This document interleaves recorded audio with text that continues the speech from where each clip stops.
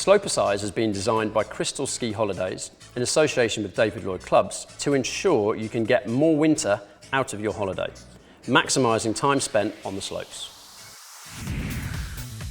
Today we're going to take you through a 5-minute dynamic warm-up. This is just designed to prep you up, ready for the slopes, and hopefully make sure you stay injury-free through the exercise routine. Movement number 1 is super simple. We're just going to do a jog on the spot. So for this, we just want nice light feet, lovely tall spine, and we'll try not to forget to engage those abdominals. When you're ready to take things up a notch, we're going to get a little bit more dynamic with this. We're going to start turning that into a heel flick jog on the spot. Goal here is to try and keep these knees stacked right underneath the hips. We don't want to see knees out in front. We should be able to get a light stretch out of the front of those quads. Okay, for number 2, we're going to go into our cross-country ski swing.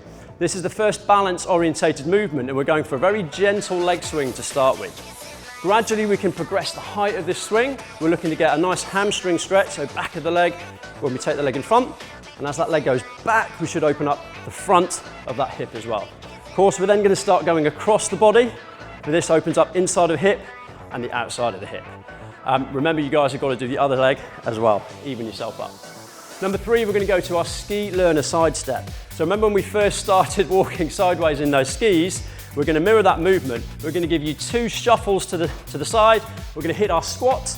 We're going to shuffle back to the side, hit our squat, and then we're going to start speeding that up. Again, on your squat position, head up, chest up, as we go. Perfect. Number 4, we're going to hit our ski lift squat. So when you're standing in that ski lift, waiting, this gives you something to do. We're going to open up the chest, hands behind the head, big squat, so deep as you can go with that back nice and tall, and then we come out of that quite dynamically, so really lifting those heels and getting a nice calf raise at the bottom of that movement. So this is lovely for really opening up ankle, knees and hips, and also that thoracic spine, that mid-upper back as well. Number 5, we go to ski boot lunges. Anyone's got those tight salopettes on, this will be quite a nice one to start opening up and getting those legs moving. When you're ready for the ski lunge to move up a notch, we can go for our overhead reach. This is again going to open up the front of the body and again get some nice movement through that mid-upper back as well. Okay, salopette stretch. So we're going to feel this one through the back of the body. For this movement, we're going to start reaching down towards the floor, trying not to bend those knees too much. When you get the hands to the floor, we're going to walk out, walk back in, stand up, repeat the movement. Every time you go into this, if you can, see if you can keep those legs a little bit straighter and we can open up the hamstrings a little bit more. Here we go for number 7. This is the final one on your warm-up drill. We're going to go into our aero tuck position. So think aerodynamic, get your ski poles tucked in, and then all we're going to do is squat our way out of this warm-up. Remember on this drill, we really want to try and fire up those glutes. So you've got 2 options, remember, with the backside. You can have relaxed mushy apple sauce, or we can have big fired up rosy apples. That is the goal for you guys on this last drill on that warm-up. We can take the pace up a little bit, and then that is your warm-up done. Hi guys, so welcome to Slopercise Step 2 workout. So what you're going to find with this workout, very familiar with the Step 1 moves, but this time we've got a little bit of increase of intensity and volume. So we're actually going to be working out now for 45 seconds, and we've got a full 20 seconds or only 20 seconds of recovery. So that alone is going to feel a lot more challenging. So let's get this started. So move number 1 we're going to go into is for lower body. This is your Slopercise mogul ski hop. So if you remember on the first one, we stepped out to the side and we sank into that squat. At this time, we're going to see what power we've got in the legs and if we can add a little hop to that movement. So you guys ready? 45 seconds of your best. Okay, let's give this a go. So out to the side. If we've got that little bit of spring in the legs, that little bit of hop, this is where we're going for a bit more power. Remember those cues, those position cues. So we don't need too much height on this, but we want you to concentrate on how well you can decelerate that landing. So it should be a nice, soft and silent landing, hopefully so. How are we feeling? Yeah? Good. Up to you how deep and how high and ultimately how quickly you move with this. All right, remember, we want to get uncomfortable, slightly breathless, feel like we've had a workout by the end of this 45. The last few seconds on the clock, team. Let's see if we can add a little bit more speed to this. Keep the speed, keep the depth, and rest and recover.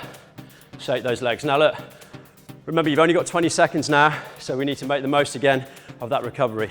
So breathe, heart rate down, breath back. Okay, here we go. Okay, so exercise 2, this is predominantly upper body. This is your sloper-sized sledge pull. So again, remember that après-ski move? Remember pulling the kids along in the sledge? This one's gonna come in particularly handy. So guys, you ready to grab hold of those bands? Let's get into position. So guys, remember, après-ski, pulling those kids in the sledge.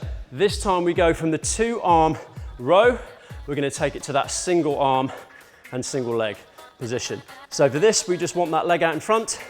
All we're gonna be doing is pulling in towards the ribs and off we go. Let's get that movement. Shoulder blades squeezed. Remember, we're taking it easy on the legs this time, so we can just stay a little bit taller. Don't have to load those legs too much. Make sure we're getting a good workout through the upper body. Absolutely fine on this to rotate. We get a little bit of core rotation on there. We should feel that shoulder blade squeezing on the right-hand side. So 20 seconds to go. Roughly about 2 seconds in and 2 seconds out on that tempo. So it should feel nice and controlled, but we should feel challenged by the end of that time frame. 10 seconds. Let's keep this moving. Feeling good? Breathing? That's very important. 3, 2, and 1. Okay, let's get ready. We're just gonna go straight in on the other arm. So reset, change legs, you've got a fresh leg, fresh arm, and off we go. Straight in, big reach. Now, of course, if you guys are doing this at home, if you need longer recovery, by all means, stick to your 20 seconds before you change over. If you're feeling fresh enough on the other side, just go straight in, and we'll keep the intensity going all the way through this.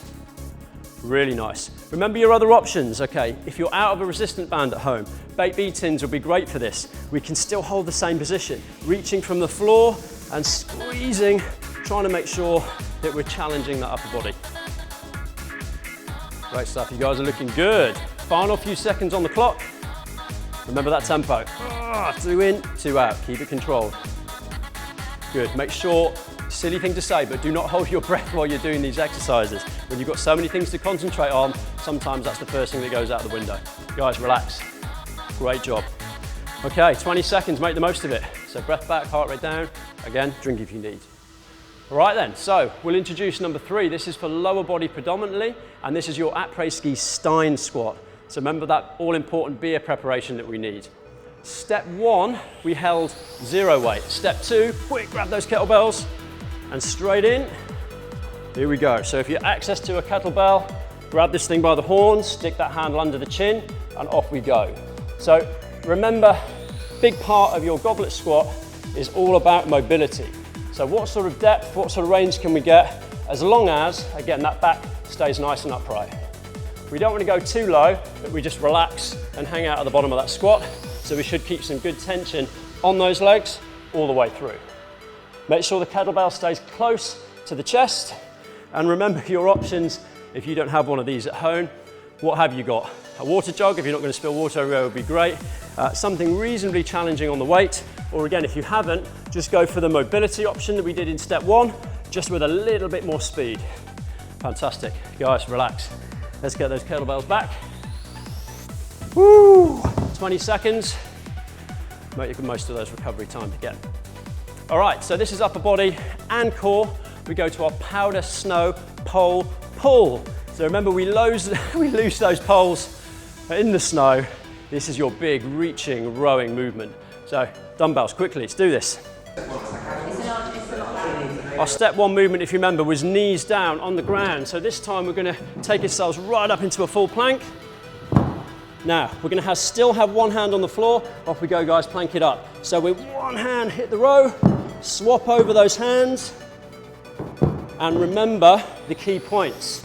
So if we look at the pelvis, hopefully we haven't got lots of swinging and rotation through the hips. We haven't got those hips piking up either. There's a lot of control coming through those abdominals and through those glutes. Think about that shoulder blade squeeze as well.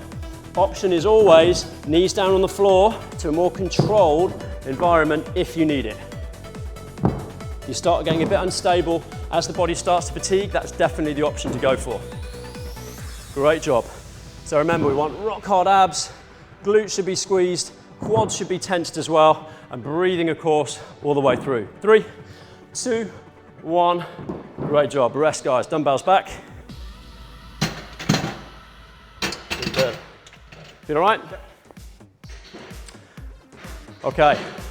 So again, whilst you're recovering, let's do this. Number 5, we go to the lower body.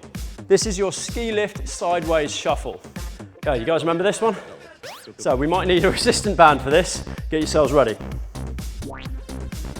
So on step 1, we stayed really, really tall on this. For step 2, we're going to start sitting a bit deeper. You guys ready?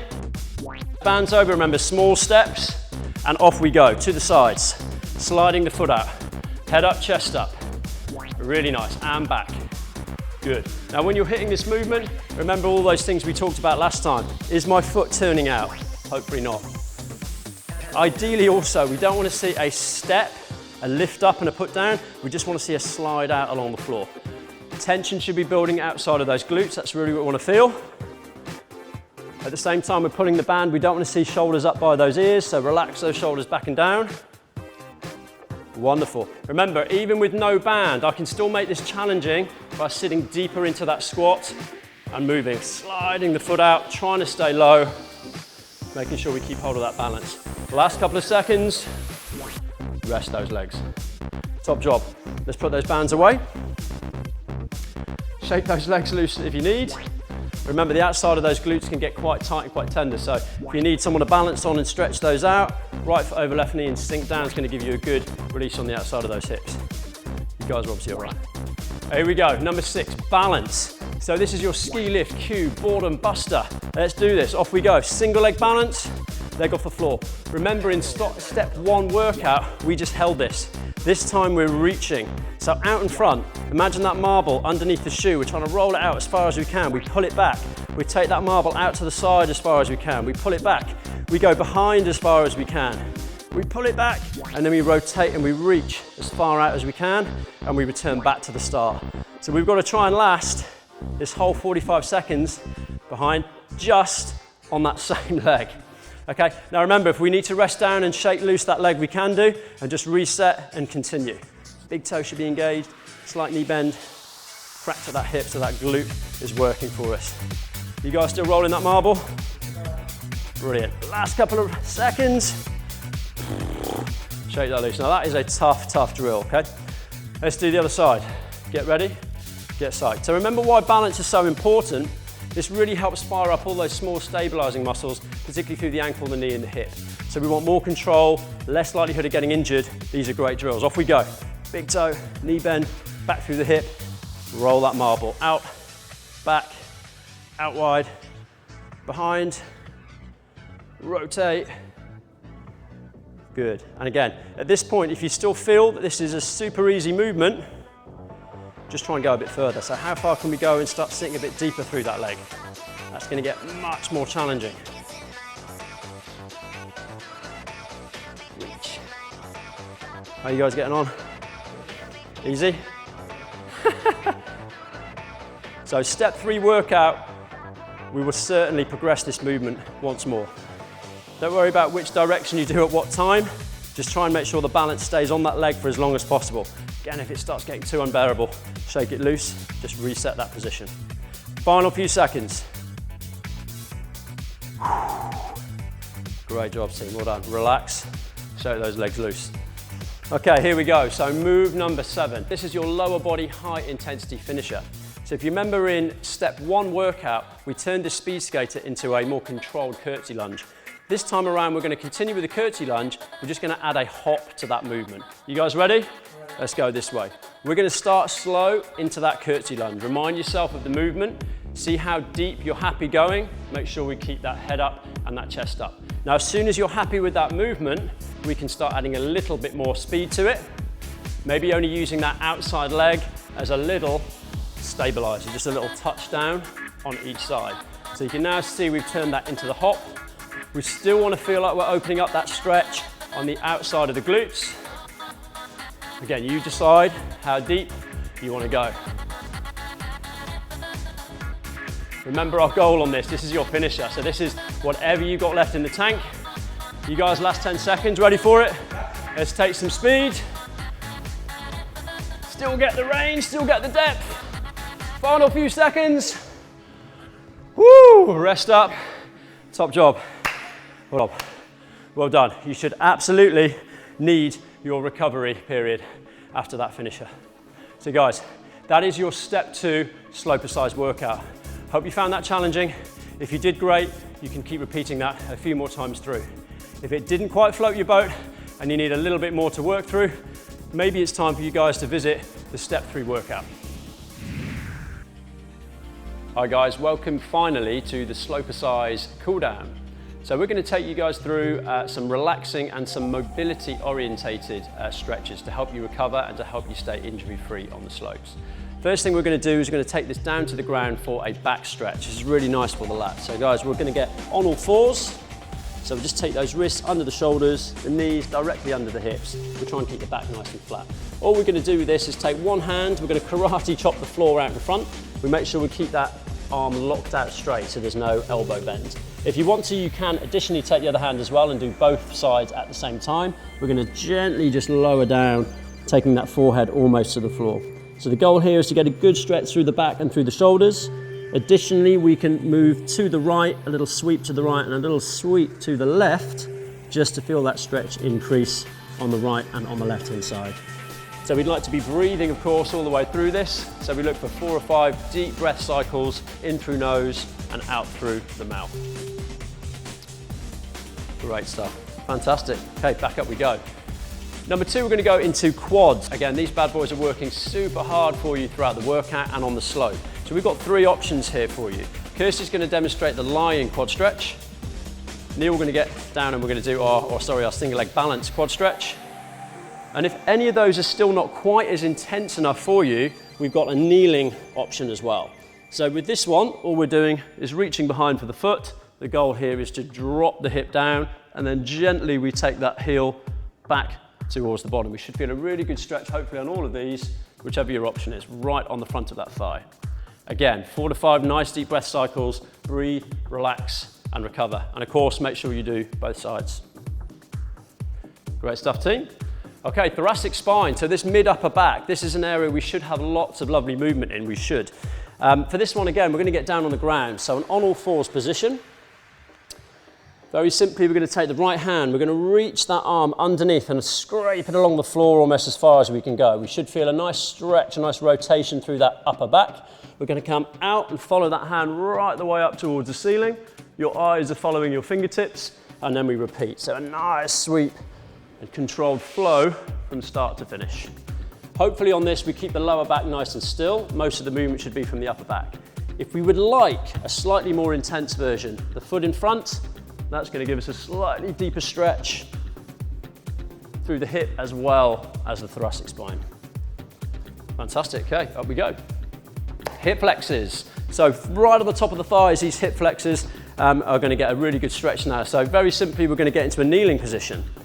Hopefully you've got some nice comfortable carpet to do this on at home. Step number 1, we want to try and tilt this pelvis back. If we got this pelvis tilted forward, we're not going to feel the stretch. So think about tucking the bum under, opening up the front of that hip. Second move, if you can, see if you can squeeze that butt cheek, fire it up. We're going to let the hip drive forwards just until we feel that good stretch right on the front of the hip. If we need more on this stretch, that left arm or the same arm on the same side of the knee that's on the floor is going to reach tall as you can get it, try and touch the roof. A little side bend at the top will open up the side of that hip as well. Again, keep that breathing going, and then of course remember to do the other side as well. Okay, adductors are the inside of these hips. So really simply, you guys get to chill out and sit on the floor for this. We're going to go down into a butterfly stretch. So for this, we've got the soles of the shoe together. The main goal for this is to try and keep the back completely upright. So we don't want to see any hunching or flexing forward on the back.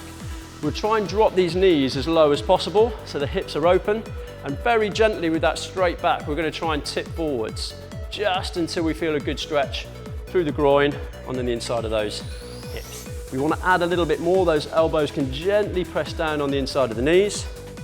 And if we want to bring the back into the stretch, guess what? We can drop the head, try and pull those elbows down to the floor, and the last few seconds, crawl those hands out in front.